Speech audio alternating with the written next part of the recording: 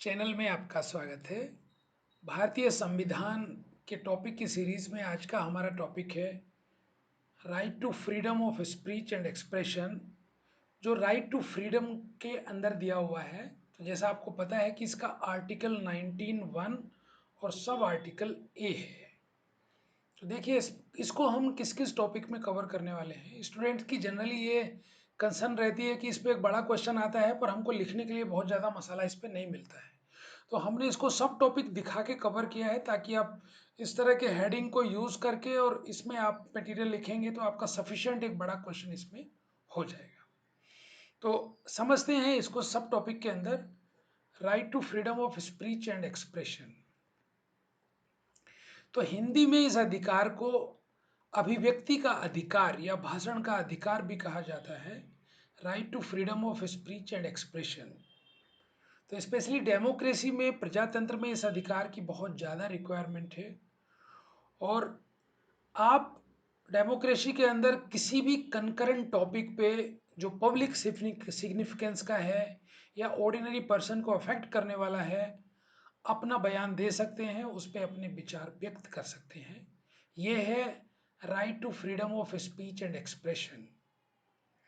और right to information भी इसी आर्टिकल 19(1) से निकलता है और इसी का एक फैसेट है या इसी का एक ऑफशूट है।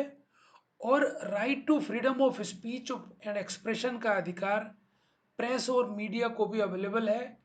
इसी का कारण है कि आप देखते हैं इंडिया में इतने प्राइवेट चैनल हैं जो दिन रात अपने हिसाब से न्यूज टेलीकास्ट करते रहते हैं। तो हालांकि किसी भी अधिकार के कुछ फायदे और नुकसान दोनों हैं, तो हम डिस्कस करेंगे कि इसके एक्सेप्शंस क्या क्या हैं। लेकिन इससे पहले ये जान लेते हैं कि ये अधिकार किसको अवेलेबल है। तो भारतीय संविधान के अकॉर्डिंगली कुछ अधिकार सभी लोगों को अवेलेबल हैं, चाहे वो सिटीजन है या नहीं है। लेकिन कुछ अधिकार भारतीय संविधान ने सिर्फ अपने नागरिक को दिए गए हैं। तो इसी प्रकार right to freedom of speech and expression सिर्फ सिटीजन को दिया गया है, सिटीजन के अलावा नॉन सिटीजन को नहीं दिया गया है।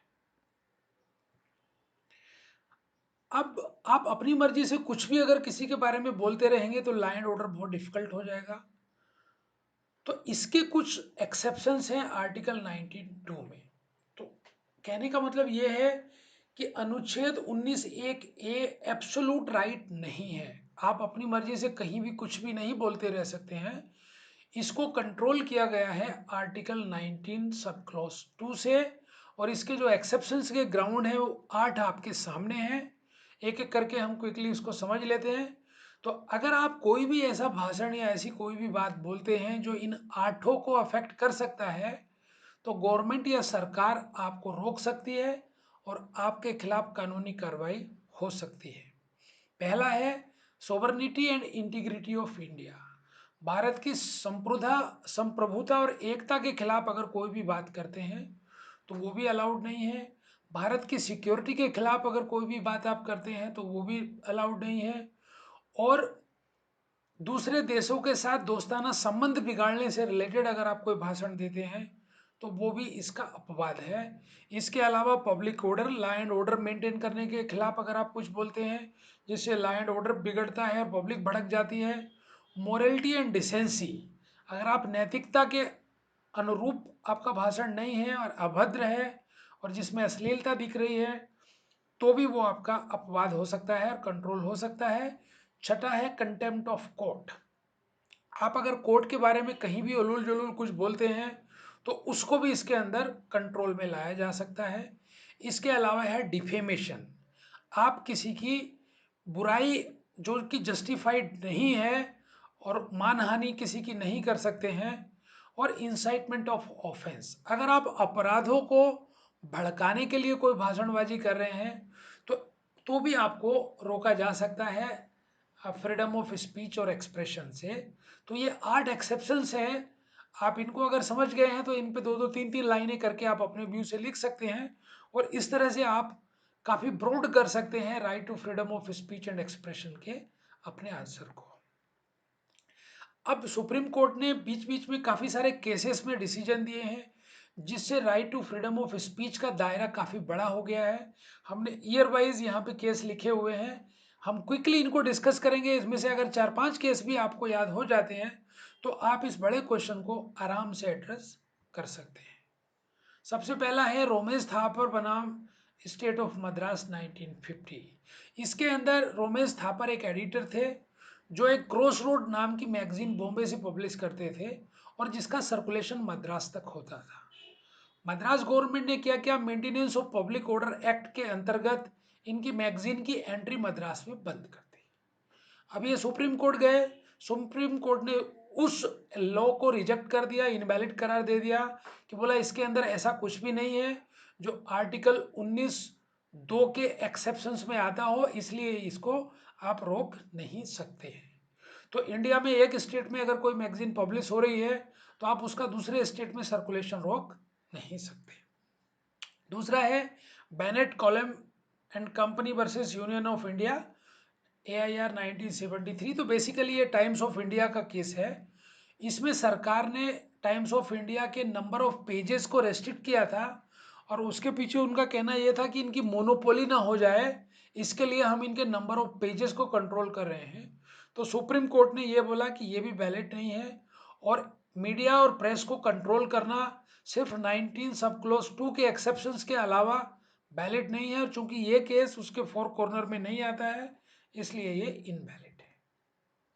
अगला है मेनका गांधी बनाम union of India. Menaka Gandhi का केस बहुत सारे आर्टिकल में आता है संविधान के और बहुत जगह कोर्ट होता है, तो इसको आप जितना अच्छे से समझेंगे उतना बढ़िया रहेगा।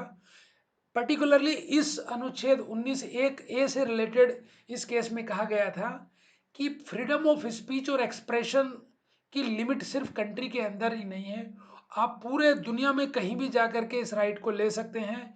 मतलब नट सेल में आप समझो तो आप बाहर जाकर भी अपनी अभिव्यक्ति देश के प्रति कर सकते हैं और जो आपके मन की बातें आप बाहर जाके भी भाषण में बोल सकते हैं, आप पे कोई पाबंदी नहीं है। पाबंदी अगर है तो सिर्फ अनुच्छेद 19(2) के जो पॉइंट है 8 उनके अंतर्गत है। चौथा केस है एक्सप्रेस न्यूज़पेपर बनाम यूनियन ऑफ इंडिया का। इसमें क्या किया, गवर्नमेंट ने न्यूज़पेपर को पब्लिश होने से पहले बोला कि आप हमें दिखाओ, हम सेंसर करेंगे और जो चीज़ हम अलाउ करेंगे वही आपको पब्लिश करना है। अब एक्सप्रेस न्यूज़पेपर वाले को सुप्रीम कोर्ट के पास गए एंड कोर्ट ने देखा कि ये बिल्कुल वैलिड नहीं है, आप किसी भी न्यूज़पेपर पे कोई सेंसरशिप प्री प्रिंटिंग नहीं कर सकते हो क्योंकि ये भी आर्टिकल 19(2) के एक्सेप्शंस में कहीं भी नहीं आता है। अगला केस है secretary of ministry of information and broadcasting बनाम cricket association of West Bengal AIR 1995। इस केस में सुप्रीम कोर्ट ने कहा कि अगर कोई क्रिकेट मैच हो गया है और कोई लोकल चैनल उस पर अपना एनालिसिस प्रेजेंट करता है तो वो उसका right to speech and expression है 19(1) के अंतर्गत, और government ministry of information and broadcasting उनको प्रोहिबिटेड नहीं कर सकते और उसमें मोनोपोली करने के लिए उनको रोक नहीं सकते। छठा केस है टाटा प्रेस लिमिटेड बनाम महिंद्रा गैस लिमिटेड AIR 1995। इसमें एक बहुत ही इंटरेस्टिंग एंगल सामने आया कि जो कंपनियां कॉमर्शियल एड लगाती हैं वो right to freedom of speech and expression के अंतर्गत आते हैं कि नहीं आते हैं। तो सुप्रीम कोर्ट ने कहा कि कोई भी कॉमर्शियल एड हो वो भी right to freedom of speech and expression के अंतर्गत आता है और उस पर भी सिर्फ वही रेस्ट्रिक्शन लगेंगे जो एक आम आदमी के राइट ऑफ एक्सप्रेशन स्पीच और एक्सप्रेशन पे लगते हैं। लास्ट इसमें केस हमने लिया है PUCL people union civil liberty बनाम यूनियन ऑफ इंडिया AIR 1996। ये केस टेलीफोन टैपिंग के नाम से भी फेमस है। उस जमाने में लैंडलाइन हुआ करती थी और जो टेलीफोन के वायर हैं वो खंबे से घर में जाते थे।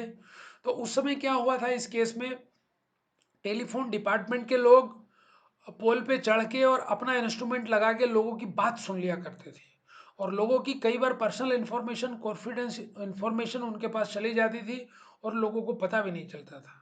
तो एक बार कुछ ऐसा हुआ, फिर ये मामला कोर्ट में गया तो कोर्ट ने बिल्कुल इसको रिजेक्ट किया और बोला ये बिल्कुल भी परमिटेड नहीं है, राइट टू प्राइवेसी में भी ये आता है और आप किसी की पर्सनल स्पीच को या उसके एक्सप्रेशन को उसकी मर्जी के बगैर सुन नहीं सकते हैं और कोर्ट ने इसको भी इनवैलिड करार दिया।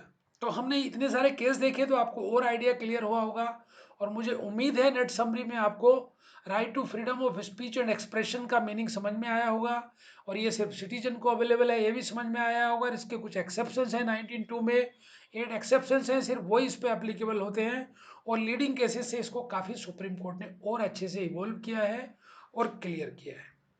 Thank you very much for watching this video. अगर आपको ये वीडियो अच्छा लगा है तो लाइक करिए और अपने दोस्तों के साथ शेयर करिए, और आपका कोई कमेंट्स है तो आप मेल बॉक्स में लिखिए, मुझे उसका रिप्लाई देने में बहुत ही खुशी होगी। Thank you very much.